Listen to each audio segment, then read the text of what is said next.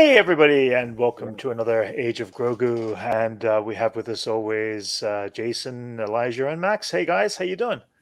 Yo. Hey, it's a Another week. pretty quiet news week this week. It's not a lot's been happening. It's like the calm before the storm. How's everyone's week been? Pretty good. Been good. Yeah, Pretty good. Went by quick for me. cool. How's it going, Chris? Chris is from work. Oh dear, Chris is working today, but thanks for stepping in, Chris. Working Yeah, and hanging out. working for sure. Yeah, guys, we don't have a lot of news today. It's relatively quiet. It might even be a short one. We're going to be doing a recording of something else afterwards that will drop during the week. So look forward to that coming in the future. But at this point, yeah, let's check out some of the news that was been going on this week. So, going up here, let's first talk about Acolyte. There's a little bit of Acolyte news that came through this week. There is potential casting, and I do say potential, of Amandla Steinberg, and their role for this particular character is completely unknown. We know nothing about the Acolyte, guys. What are your thoughts on? We don't know where that what fits this in could and be? like what timeline or what part that is. Yeah, it's like a Jedi thing. Is that like a? I think it's a Sith. It is just a like a Sith. slice from a lightsaber. Absolutely. Is that what's going on in the? Yeah, title? yeah. It's actually it's supposed to be Sith related. I'm guessing it's somewhere around the time of just prior to Star Wars Episode 1. But we don't know. Acolyte. What is an acolyte? It's like It's a follower. It's a follower. It's a Just a dark follower, apprentice. yeah. Yeah. Take your acolytes and. It's like Magneto had acolyte. There was a group in the X-Men called Acolytes, and Magneto had that. really? Was in charge of them for a little bit. Oh, that's cool. Okay. This is like That's that awesome. Knights of Ren. The Dark Followers. Kylo. Yeah. Dark followers. Yeah. Well, that being the case, that I is like that. one of the series that was announced by Kathleen Kennedy over a year ago at the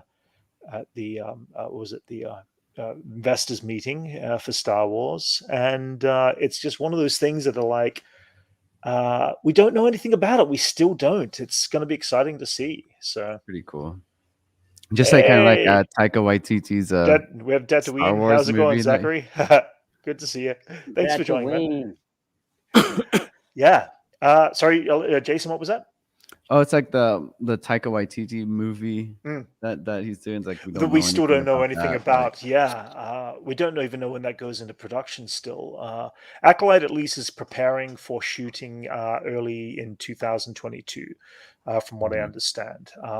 But yeah, the fact that they started casting news is a great thing. And again, it's only potential casting for this actress, for the actor itself. So looking forward to seeing. Is that the only name they gave out, or did they give any other names? That's the only name right now that they've given out. So yeah. I wonder if we'll see any familiar characters. Yeah, I mean, think about it. We're just pre-episode 1, so that gives us potential, doesn't it? I feel like every Star Wars content tends to sprinkle in a little crossover of something. Definitely makes sense. That's for sure. That's I mean, that's really the only news on the Acolyte that we have at this point. So let's move on. What's some of the other news that's out there right now? Oh, we had a new episode, of course, of Hawkeye that dropped this week. And that was great. It was such a great episode 4. And what are your guys' thoughts on the episode, on the series so far at this point? Now that we're nearly finished, starting to gear up. We got the third act. You definitely tell. Yeah, you can definitely tell. You can definitely tell it's just set up for the third act. So the next 2 episodes are going to be like for sure. The stakes are high. Yeah, totally. I just think the stakes are just going to keep getting higher and higher. I think more and more people are going to keep coming out of the woodwork, coming after Hawkeye. Yeah, absolutely. His past is haunting him. Yeah, exactly. We still haven't seen any more on the Kingpin. We assume that was his hand that we saw in episode 2 for the close-up. But it wasn't. Everyone's waiting for the Kingpin. Everyone's waiting for the Kingpin to show. It was just like so desperate for like Netflix to cross over. Yeah. into the Marvel universe. Right. And it would be really cool if the timing with Spider-Man and this Hawkeye somehow like cross over. There is like, because it's happening around the same time, right? That we're talking about that. I have a very loose theory, and it's so thin that it's like, what if the Kingpin turned up in both Spider-Man and Hawkeye in the same week? I mean, that's kind of like what I'm thinking. You know, that's kind of like what I'm thinking. And then that last episode would be after Spider-Man. He'd announce his mayoral run for New York. It would be funny. That would be kind of cool if it was just like in the background. Yeah, that's it. Even a brief mention or something like that. Yeah, so Alfred Hitchcock walking by. Whatever. Or like like they still haven't shown the Statue of Liberty, what it looks like in the show. No, that's it. It's still confusing as to the exact same time period because that would tell us. Yeah, and that would tell us like when this. I like that. Right? Kingpin as a Nexus beam. That would be awesome. That'd be fun. But Charlie Cox is rumored to make an appearance, or is it confirmed? It's. I think that was rumored. It is. Kevin Feige officially said that if someone was going to appear as Daredevil, it would be Charlie Cox, but it doesn't define exactly where or when that would happen. So I think all of our guesses and our theories are that it's going to aim towards Spider-Man for just a brief few minutes. But who knows? I mean, it could be She-Hulk before we see him, because that's all a lawyer-based series, and we still don't know the release date of She-Hulk, I don't think, as of early next year sometime. But either way, Hawkeye has been, getting back to Hawkeye, it's been ramping up. They had a very nice, quiet, subtle series of moments. This was definitely felt the end of Act 2 of a feature film, and they leave us on this building into the third act kind of vibe of the last two episodes coming up. But then, it's just going to be a busy couple of weeks. We've got, the last two episodes of Hawkeye and Spider-Man all clashing at the same time, all conjuncting at the same time in the Marvel Universe and, in our lives, which is cool. Say hi to Gigi, everyone. Gigi? Oh, Gigi. Oh, my goodness. Gigi the quiet cat who never turns up and likes to be patted by others. Calico. There you go. Slipping on my for sure tablet. Just saw earlier that he was definitely involved in She-Hulk. Oh, interesting. Yeah. Cool. Would not surprise me. Right? If you're in the lawyer world of Marvel, you're going to run into... Yeah. Oh, yeah, that's right, too. Yeah, it seems like the Watch might be definitely more connected to Hawkeye's wife than I have a theory about that. Yeah, go for it. Absolutely. So his wife seems to pretty much know a lot about what Clint does. And since Agents of S.H.I.E.L.D. isn't canon anymore, I think she's going to be the MCU's Mockingbird. Okay. Who is Mockingbird? In the comics, she is Clint's long-term girlfriend. Okay. Yeah. Oh, shit. And she inspires Kate Bishop to do a bunch of stuff, and Kate bases a costume off of her. She's pretty important to the whole Hawkeye lore. Right. Surprised they haven't mentioned her in the MCU yet. That's pretty cool. That's cool. They could still, because they never have yet, Yeah. Right. Well, that'd be cool. Yeah, because we know very little on his wife, and so that could be the big secret that the Watch holds is detail about her livelihood, his livelihood, and the fact that even the Avengers didn't know back in Avengers 2 that Clint even had a family. But like the first thing Tony says, like, she's an agent. Yeah. Like once they walk into the house, and then that would be true if she was Mockingbird, though. She technically right. An agent. So maybe that is like just kind of like the hint, the most subtle hint. Oh yeah, completely. That she could possibly be something. And since it's already been kind of mentioned.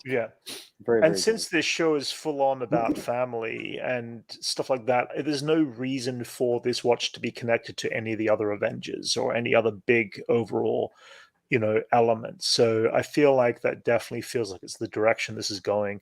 But I am very excited to see again, what is that? We did drop a full, trailer reaction to this last week. But it's good to let these things settle and take a few days in and kind of figure it out and discuss and see what else people are talking about out there with things like Hawkeye. Any other thoughts on Hawkeye at this point, or shall we move on? Just excited to see the next episode. Yelena shows up more. Yeah, yes. Other than like the 5 minutes of filming she only had to do for the episode. Yeah, she took the hood off and just looked into the camera and dipped. Yeah, that was it. That's she showed up for like a day just for that. That's cool. Let's see if she shows up for another day. I hope so. At least for sure. Maybe one more fight scene without a mask on or something. Oh yeah, no, that'd be cool. So let's move on. Let's go next into the show that didn't make it. Cowboy Bebop, the live-action Netflix show, officially got cancelled this week. Now, I still haven't had the chance to check any of it out myself. I know some of you guys have actually finished it. Oh, you did finish it? No, I haven't. Oh, you haven't? No, I haven't finished it either. I saw the first 4 episodes. Yeah, I have like 2 episodes left. Okay, so I hear it's pretty not great. Is that the rumor out there, guys? All I saw were like mixed feel, like mixed reviews. Mixed reviews. Okay. Yeah, I haven't looked too far. I mean, it's weird that it gets canceled so quickly because I mean, they definitely had room to grow. I mean, they're trying out a season. It's like it's crazy that they only if you don't make it in your first season, we're canceling you. Well, some of these harder to get. Yeah. Where they need tweaks, so they need a year or two to kind of really get the vibe and But they're expensive shows too to shoot. Right. Yeah, it looked very expensive. Yeah. But at the same time, it's like if you're missing the mark with your audience, and it seems like there's such a specific mark from the animation style to the way those characters act and perform in the animation compared to the live action, then that's going to obviously mark a negative reaction to a fan base, I'm guessing, out there. Well, when the original one was released, there was a struggle of whether it was going to stay on or not, because really? Yeah, because of the tone of it, it didn't really mesh well with, say, like toy sales and stuff like that. That was one of the agreements, was that, all right, you can make this show, but you better make the spaceships better be cool as toys. Gotcha. Okay. All right. And so there was a struggle because this more like mature tone wasn't allowing any expansion on merch. Really. Interesting. Okay, that's interesting. That's that's a lot of the huge driving force for a lot of course, cartoons. companies. Yeah. Companies is the integration of other mediums. For sure. Like Pokemon does so well. But so it had its struggles too when it came out. Now it's a huge benchmark in anime history. But hey, Chloe, when it first came out, there were some struggles. And so that's pretty much what's going on with it right now, with this. And well, you know how things go. I mean, if you get picked up after people are like, "Hey, why'd you cancel it?" Yeah, well, like Adult Swim and stuff. But the Cowboy Bebop series was able to close up the story and stuff. So it's pretty hard to expand on that. But there are other shows that claim to exist in the universe, Space Dandy, and maybe I'd like to think that Samurai Champloo is just years before it is the same universe, but just far in history, kind of like the Tarantino universe. Do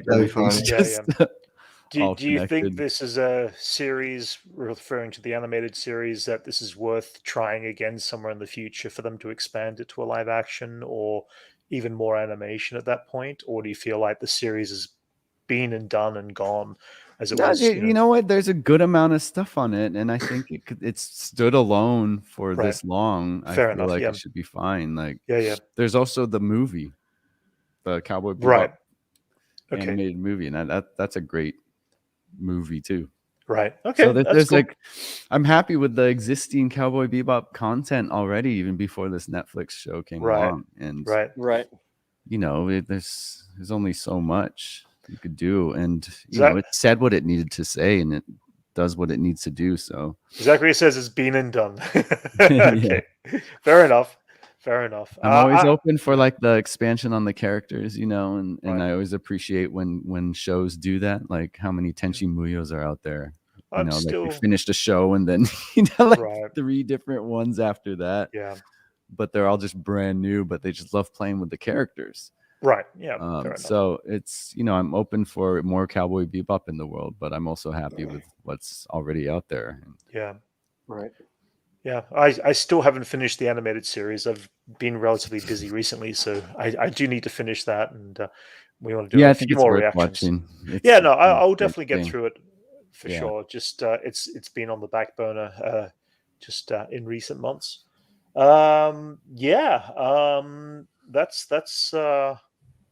That's all I can think about on Cowboy Bebop at this point. But yeah, being cancelled, being finished, and I will check it out though. I still am curious to see that live action comparison to the animation, even if the characters are misused or whatever it may be. Prequel would be cool. Really just interesting. Do like a short, right, of like Spike and Vicious. No, sorry, I'm just looking at the comments. Yeah, all right, gotcha. All right, well, let's jump into the other thing that drops. The Mushroom Samba. Oh, they didn't do the Mushroom Samba. I gotta watch the live action just because I feel like it's required. Okay. It had its moments. Okay. Yeah, I'm not. My hopes aren't really high for it. Yeah. So let's drop into the other Star Wars related thing that dropped this week. The game of Star Wars Eclipse, and it showed some beautiful visual imagery in the Star Wars universe that we have. You see the Trade Federation? Not seen. Yeah, there's so many cool. Were those here. Taiko drummers, the Trade Federation people? No, they weren't. No, they're different, right? They had nostrils. Yeah. As far as we could tell, these guys were pretty new. I'm just going to skip through some of these images here. Look at those. These guys? Yeah, these are some of the monks from Jeddah. This looks like Jeddah right here. We could jump down and kind of break down some of these images a little bit. This kind of has Mandalorian vibes. This ship's flying in. It's losing bits and pieces. So it's got... it's a hunk of junk. It's a hunk of junk. So we don't know the reasoning for that. I love the design of this new city. Now, this does all take place about 50 years prior. This is all part of the High Republic, for you guys who do not know. And that takes about 50 years prior to Episode 1. So that's why Yoda's there. Or longer, actually. I could be wrong. I'm going to get hit with mistakes on that one. Those Chocobos. These little guys are so cool. I want one of them as an actual action figure or something. They're kind of cool. That's so cool. Yeah. But this whole place definitely has either Batuu. It's like one of those guys from the Cantina. Oh yeah, it's a Cad Bane style of creature. Yeah, for sure. Is that what Cad Bane is? He's one of those. Oh yeah, absolutely. Yeah. Oh man, he wears a cowboy hat. Max, do you recall the race of the character? I can't remember. I'm trying to remember. I play as one in Star Wars Squadron, so I should know this. I keep forgetting the names of half the characters. There's some just beautiful imagery that this sick. Yeah, it's very cool. And of course, here we have an image of Yoda, which he's definitely wearing High Republic robes there, which is really cool. Duros.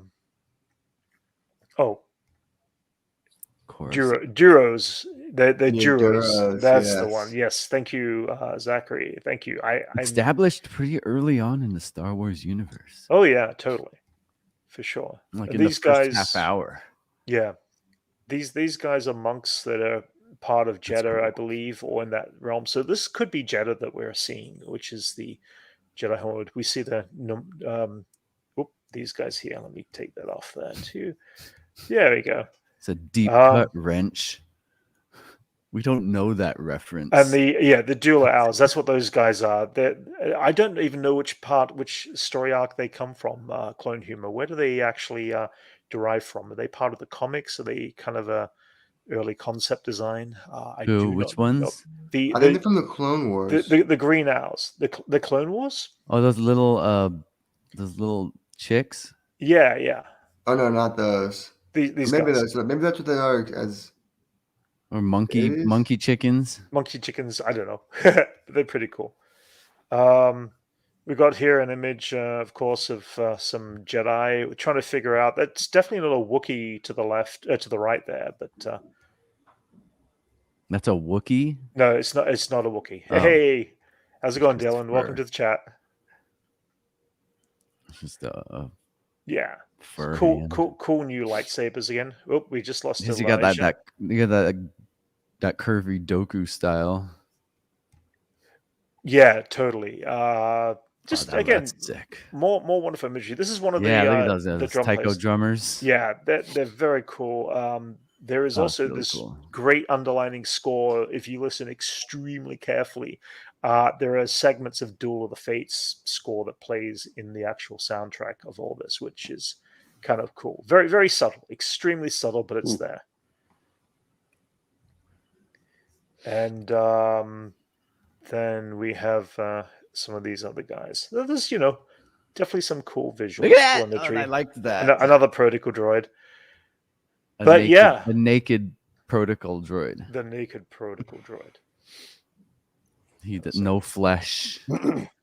Dude, I gotta say, a lot of my most favorite Star Wars content that I've seen in the past years have been the cinematic trailers for video games.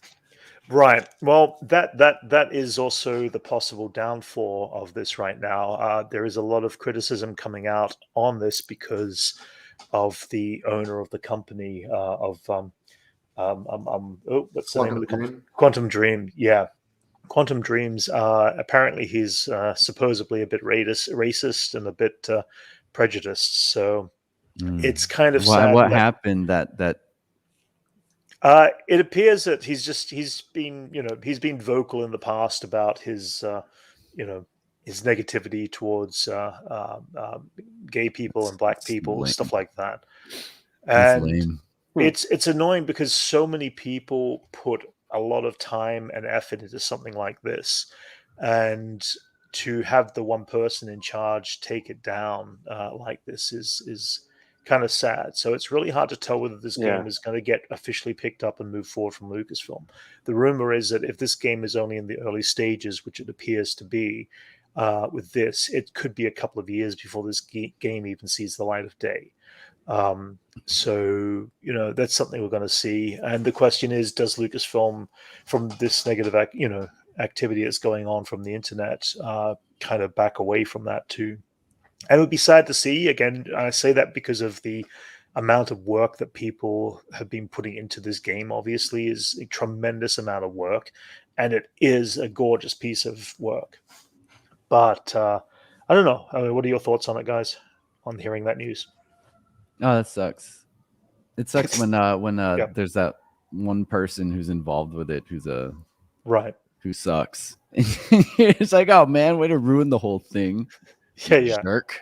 Yeah. What you do, you little jerk? Yeah. Unfortunately, that's about it. But Elijah, have you frozen again? I keep Elijah's really bad for me right now. It keeps breaking up like really bad. That's cool. I don't know what to do. It's my internet or something. Yeah. Any other thoughts on Eclipse, guys, before we move on? I just think it's exciting to have more High Republic content set in a different format. If anything, no matter what happens from here on forward, I'm hoping that this pushes a massive buzz at Lucasfilm to want to do some live action High Republic stuff, because I would love to see some feature films or TV shows based in this era, because it really is, it's unexplored, it's very new, it's very fresh. The books are doing exceedingly well. And the novels and the comics that are out there of this era. And it would be cool to see a lot more live action content take place. And this game is possibly the closest we've seen to anything nearly live action in style. And just seeing that makes me really excited. So, hey, welcome, Lavelle. Welcome to chat. Good to see you, buddy. And so there's that. Unfortunately, we go from some slightly negative news on Star Wars to some more slightly negative news on Star Wars. The Star Wars Galactic Star Cruiser ended up by pulling their trailer last week that they dropped a few weeks ago on the Disney Plus because of its negative reactions of how bland the actual hotel looks. And So which is no kind windows. Which is no way because there's no windows because you're locked in tiny rooms. Immersive. Actually, that wasn't it. That actually wasn't window. it. It just, I mean, the biggest thing that people have right now is the actual interiors. The setup feels more of a more to like Star Trek.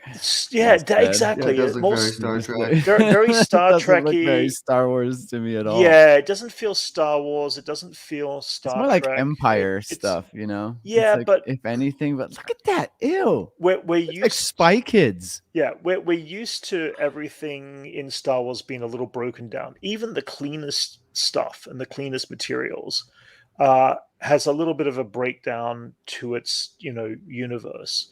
And if you compare it to, say, something like Galaxy's Edge is very rough, which is fine. Yeah, there's like a patina on it. That's Yeah. the whole point of Star Wars. Is Absolutely. The aged sci-fi. Exactly. Stuff. But even the stuff in the what's it called? The Resistance ride. There's still a roughness and a coarseness to its texture and architecture that feels very Star Wars like. And you compare something like that to comparing something like this, and it feels very out of place. And dude, yeah, it looks like Star Trek, man. That's gross. I don't like it. Yeah. And this is what happens when you have like people exactly. who aren't really designing who aren't looks like Chuck E. Cheese.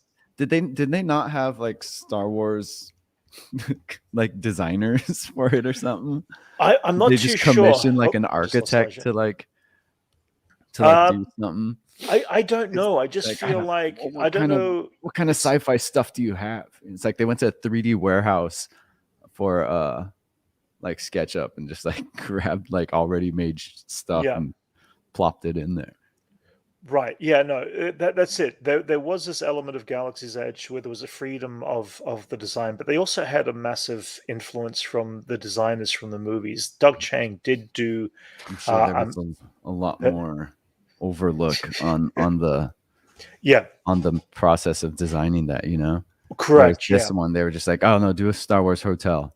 And they just gave it to anyone, and it feels a little bit like that. So it does really take consult away with an actual Star Wars team, you know. Yeah, or if they did, they I don't know if they cut corners. I don't know what was the final. They definitely process. cut some corners. Yeah, so it's kind Star Trek. It's horrible to talk negative, about Star Wars. We all love it so much, but the reality is Discovery. It's Star Trek Discovery. Yeah, but the reality is there's this element of the hotel, which cost about $6,000 for 4 people for 2 nights. That is a lot of money for anyone to pay for, and I feel like you're getting a slightly better value from Galaxy's Edge. It's a lot rather than paying way less. And then you end up being in the Enterprise instead. Yeah. Yes. Yeah. Exactly. But that's all I really kind of have to say about that. I'm hoping that. Again, Lucasfilm have these ups and down moments. They're doing stuff that they're trying to make so positive and so much fun, and there's still an element and that kind of gets hit on the side on occasion. And when it does, it's sad to see the negative. It's when they get too cash hungry and they run with an idea that would make potentially make tons of money. And then, but I mean, I don't know if that's Lucasfilm or fumble it. Disney too. I mean, it could be Disney over Lucasfilm. Saying this, it's all of them. It's all like a money machine. Possibly. At the end of the day, sorry. Yeah. No, it is, but at the same time, it's also just taking the time and the care to know what has been said in the past, what works, what doesn't work, and knowing that if they are going to gamble on a new idea or a new visual, that there should be enough bounce off the fan base. And I hate to say leave it to the fan base, but the fan base what have been driving this franchise for over 40 years. And again, it sounds a little, I don't know, it's kind of like a crazy element of I would like to see some of that stuff done a little better. It just looks like setting it in the High Republic might have been a problem too. Possibly, yeah. I mean, that also is setting we're not so familiar with, so it might have helped to set it in Well, this I believe the hotel was set in the Rise of Skywalker era in the New Republic, actually. Oh, is it? I thought it was the High Republic. Yeah. No, sorry, no. High Republic is in the past.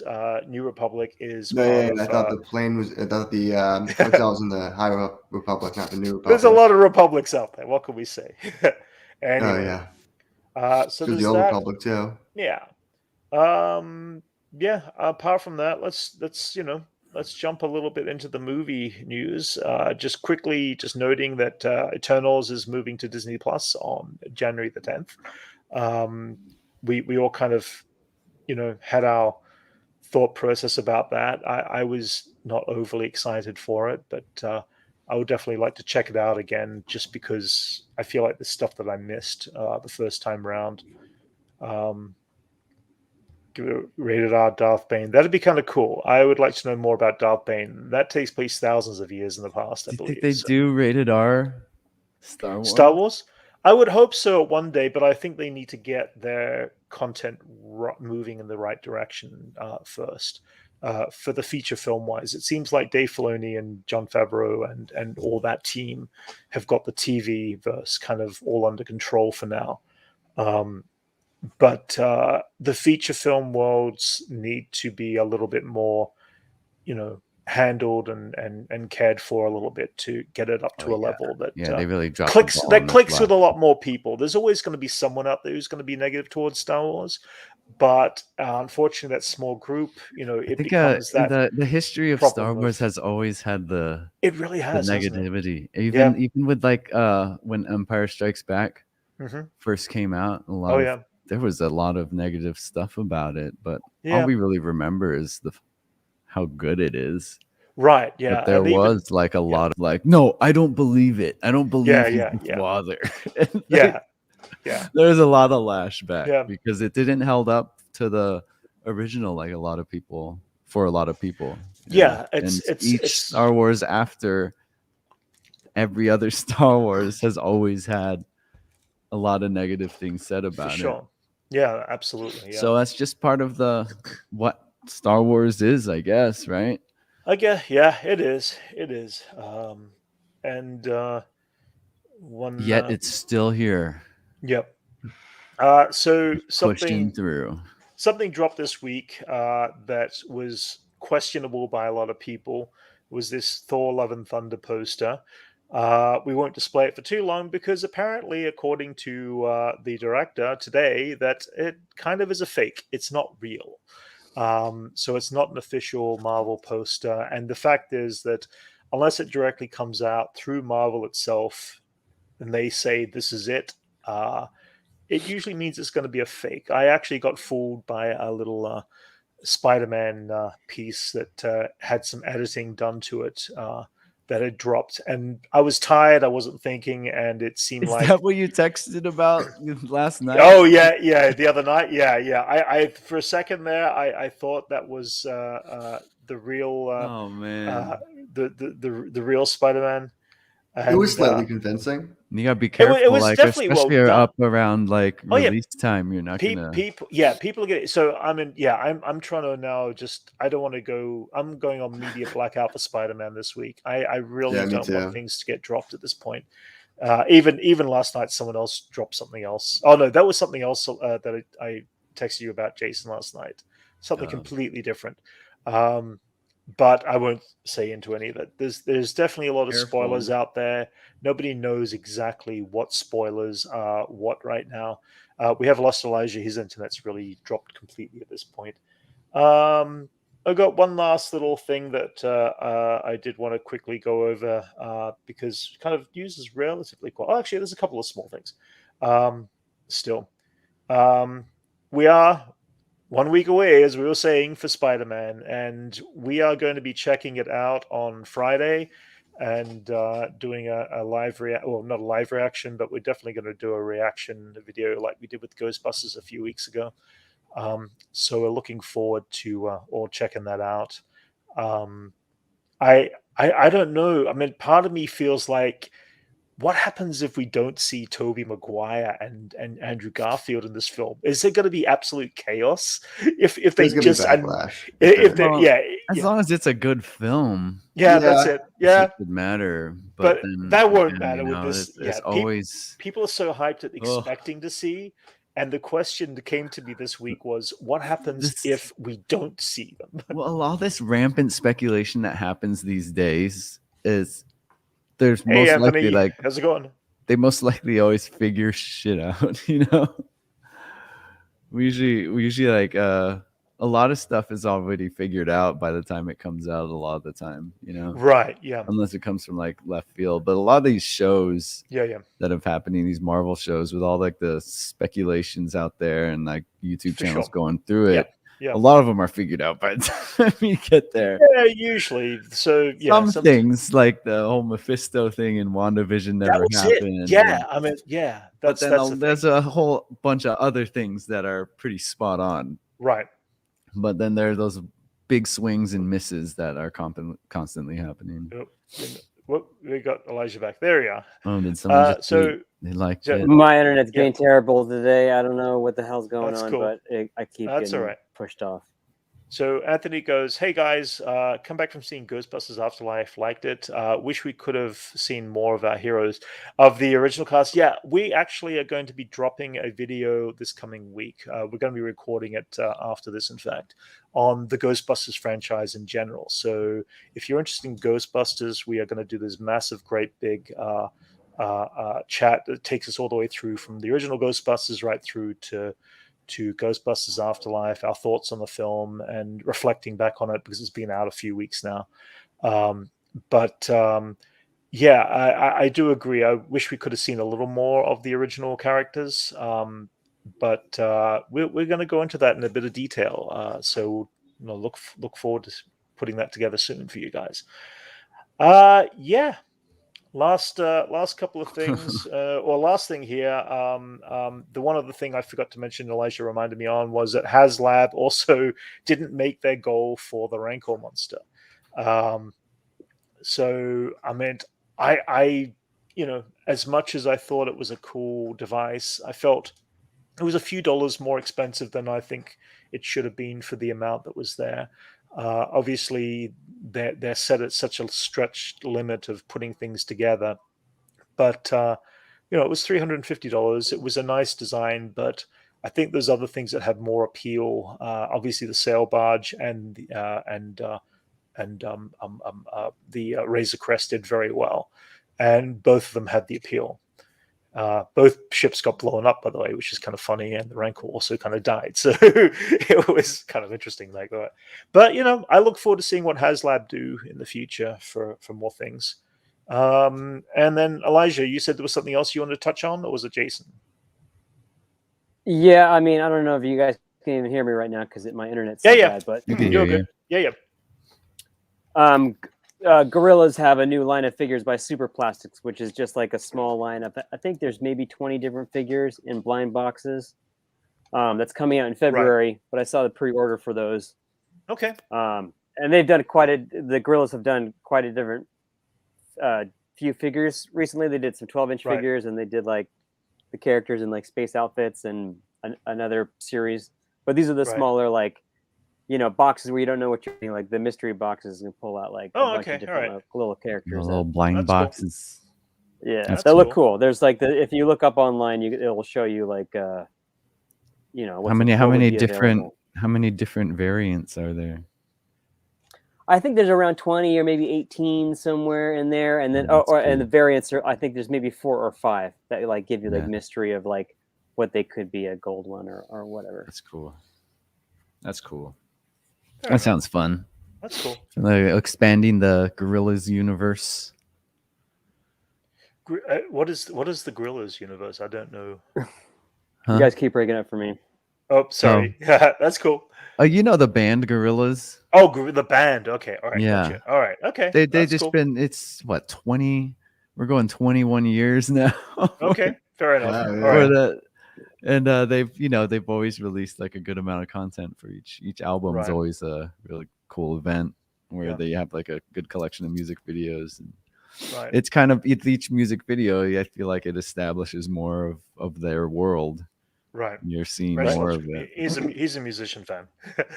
There you go. Yeah. Well, so guys, at this point, I think that's about all the news that we had this week. As I said, it's a relatively quiet news week, but it's the calm before the storm. We've got another Hawkeye episode we'll do a reaction to this coming week, and Spider-Man comes out the week after. And next Sunday, I'm going to shoot for trying to see if I can pull in a few other guests, if possible.